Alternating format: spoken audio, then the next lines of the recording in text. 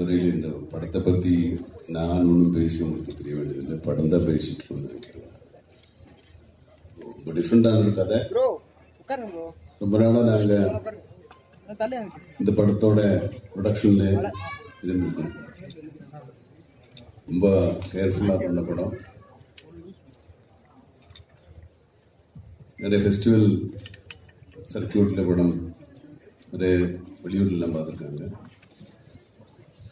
10 வருஷம் கழிச்சு தான் தமிழில் நடிக்கிறேன்.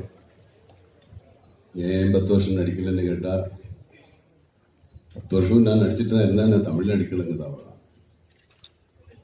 ரொம்ப டிஃப்ரெண்டான படம் நினச்சி, ரொம்ப டிஃப்ரெண்டான கதை. இந்த படத்தில் நடிக்கிறதுக்கு நான் ஒன்றும் பெருசாக கஷ்டப்படலை.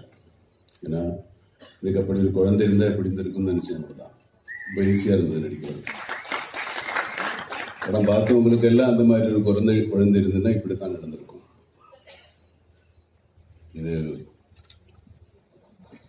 நீங்கெல்லாம் ரொம்ப ஆசீர்வதிக்கப்பட்ட வாழ்க்கையை வாழ்ந்துட்டு இருக்கிறது.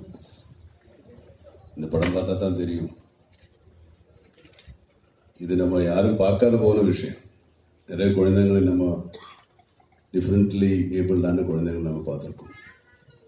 ஆனால் அவங்களுக்கு எந்த பிரச்சனையும் இருக்காது. அவங்கள பார்த்துட்டு இருக்கிறவங்களுக்கு தான் பிரச்சனை. அவங்க அப்பா அம்மா பொண்ணுக்கு தான் பிரச்சனை.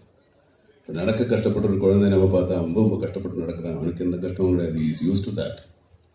ஆனால் உணக்கிறவங்களுக்கு தான் கஷ்டம். இது யாரும் சொல்லாத கதைன்னு எனக்கு தெரியல. நான் நினைக்கல. நிறைய பேர் சொல்ல மறந்து போன கதை, இல்லை சொல்லாம விட்ட கதை.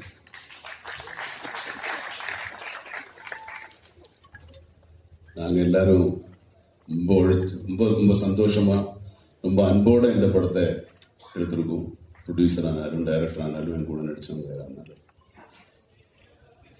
இது இப்போ இனிமே படம் பார்க்குறவங்க கையில் தான் இந்த படம் இருக்கு. எங்கள் கையிலேருந்து போயிடுச்சு.